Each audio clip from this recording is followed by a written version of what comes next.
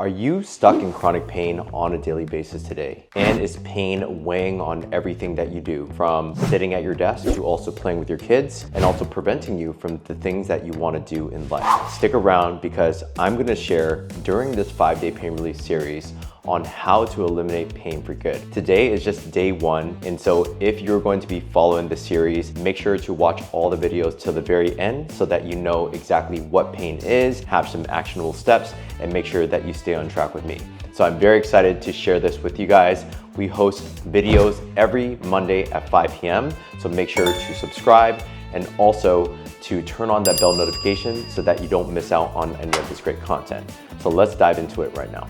So I'm going to share on day 1 why you still may be stuck in pain. Because the reality is that many people have many different misconceptions about what pain is and also how to eliminate it for good. What I perceive as pain is that it is a single threat to the body where we have to eliminate the threat. Believe it or not, many people think that there is a pain fiber in the body. Is that when let's say our hand is at a fire or at a stove, we think that, our brain will signal to our body that something is touching our hand and that there's an actual pain fiber. But there is actually no pain fiber in the body. What we do have is something called nociceptors. Nociceptors are just receptors that detect threat to the body.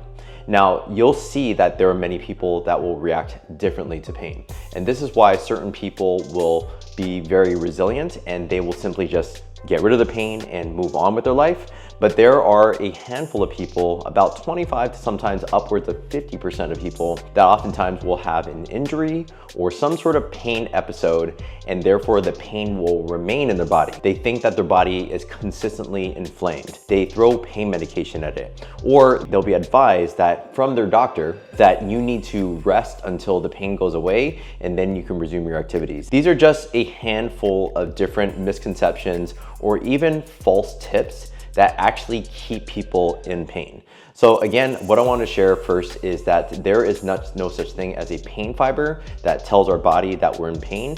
Instead, we detect threat. And this is why injuries can cause pain and also stress can cause pain. Sometimes we get in an argument or we're just really bamboozled with many different things in our day-to-day job, and that in itself causes pain. It's not an injury, it's just simply the fact that our body is extremely stressed out and it starts to emanate or it starts to manifest itself as pain. This is how we know that there's not an actual pain fiber in the body, because if we're simply sitting still, then we shouldn't really be in pain, right? We should only be in pain when our hand is by a stove or if we sprain our ankle, right? So nociceptors are what simply just detect threat. And how to eliminate these threats are by way of many different factors that we'll dive into on future days that we'll be going through in this 5-day pain relief series. But some things that I can kind of tell you right now is that if we can eliminate the threat of pain, or if we can eliminate, for example, the fear of pain, for example, those that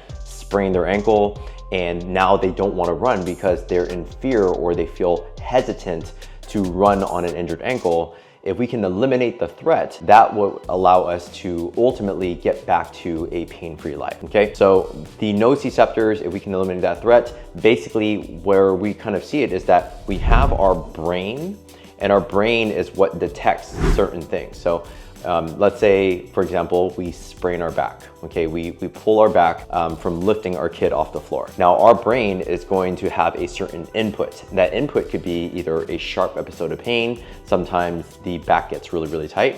So that is the input that goes into the brain.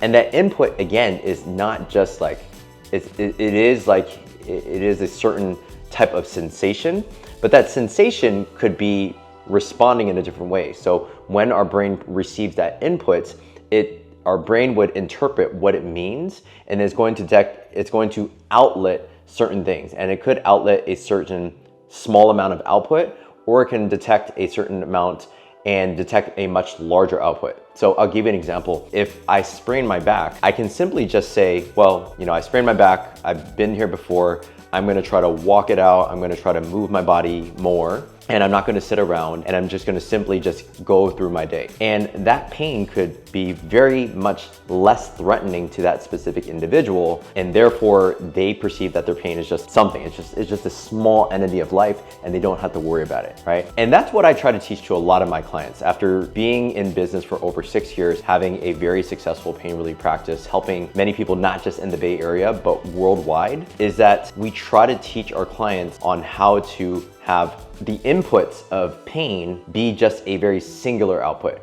rather than this large magnified output where our brain can be, holy crap, you know, my body's breaking down. Oh my gosh, is it a blown disc? Oh man, I've been here before, so therefore I need to like throw as much medication at it as possible. Or I need to brace my back and not move it at all. See, a lot of those thoughts that go into our head are those multiple, more fear-mongering, threatening outputs that oftentimes will lead us into a state of chronic pain. And oftentimes we have to dig ourselves out of that in order to get out of that pain. And like I said, is that we do teach a number of our clients how to perceive less threat when it comes to pain, and therefore they're able to control that pain much easier. Okay, when people come into our program, is that we don't just tell people you're gonna live a completely pain-free life the rest of your life, because that is a false narrative. We're not going to promise that, because you might sprain your ankle years from now, and our program can't predict that. However, what we do teach our clients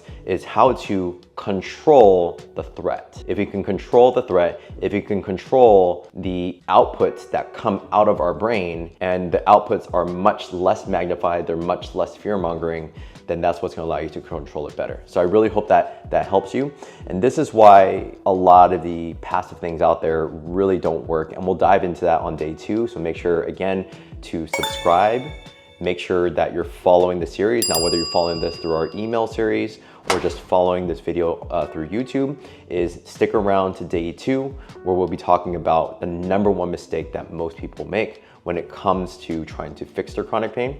You'll really love that video. So make sure to subscribe, click that bell notification, and that way you won't miss out on any great episodes. Like I said, we have videos every Monday at 5 p.m. So make sure to turn on those bell notifications, okay? So all in all, what we're trying to think about for day 1 is perceiving that there is no such thing as a pain fiber, that our brain will take certain inputs, now whether that's stress, an injury, or some sort of other thing, and that input will outlet some sort of output. And that output is dependent on what the brain perceives. So if our brain can be more in control of the inputs, it's going to yield a much smaller, less threatening output. But if we let our brain come up with a million different scenarios or thousands of negative thoughts, then that could have a much larger magnified output that may lead you into a state of like more chronicity, and therefore you're going down the rabbit hole of trying to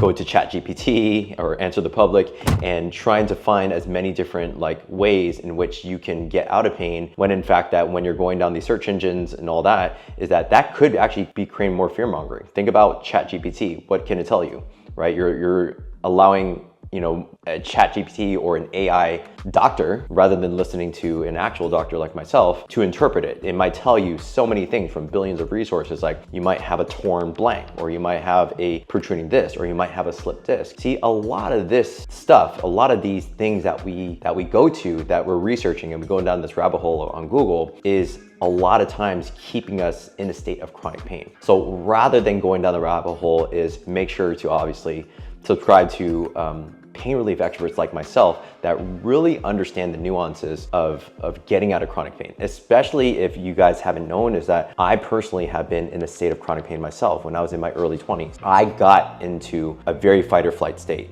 I got into 2 car accidents. I had a lot of different tragic moments in my life that confounded those 2 variables, those 2 tragic accidents, where I was in a car. Obviously, for certain people can just bounce back from a car accident, but I actually had a very tragic moment in my life where my dad actually passed, and that, along with the physical injuries that I incurred, left me in a state of chronic pain. I was stuck in a state of having constant neck and back pain. I could hardly sit at my desk for prolonged periods of time. I remember just driving down the freeway and having to get out of my car because my neck and back would seize up so much.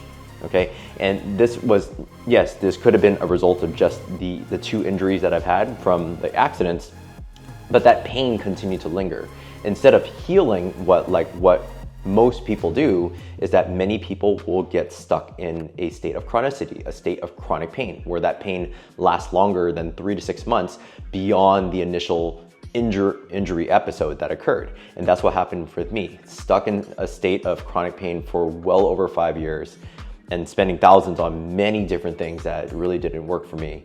And so I wanted to share my personal experiences, and that's why I know so much about this. I'm not just a person that's textbook. Like, I did go to school as a doctor of physical therapy, but I really understand and empathize with those that have been stuck in chronic pain for an extended period of time. So hopefully, as day 1 kind of rolls on, is that one, you kind of perceive and start to do an audit. What I want you to do today as your action step is think about input and think about outputs. I want you to write this down, and maybe in the description down below, we'll have a document that you guys can access and actually make a file of. And what you want to do is you want to think about the many different inputs in your life. Now, these inputs can either be the triggers, they can either be the places where, okay, after an extended period of time sitting at my desk, my pain starts to emanate. Or after I lift blank, that's what triggers my pain. And so I want you to write all those triggers and all those inputs. I even want you to write even the things that ease your pain. Now, whether that's resting or taking pain medication, you want to write down all those different inputs, okay? And those inputs are in the form of triggers or also things that you're currently doing right now to try to rectify your pain. Now, the output is basically what you want to do to pair up with that is say, hey, based on this trigger, what are some of the outputs that are going on? Now, are the outputs for sitting at a desk, are they associated with job deadlines? Are they associated with your boss breathing down your neck? And that's why that sense of urgency or that sense of I gotta get my deadlines done, that's what causes pain. Or for example, if you pick up your child and let's say you usually hurt your back, is that feeling associated with negative thoughts? Like, I'll never, how can I manage to take care of my kids for the next 5 years? Or where will my body be in the next 5 years? Knowing that my pain is already bad in my early 30s. So think about inputs and outputs, okay?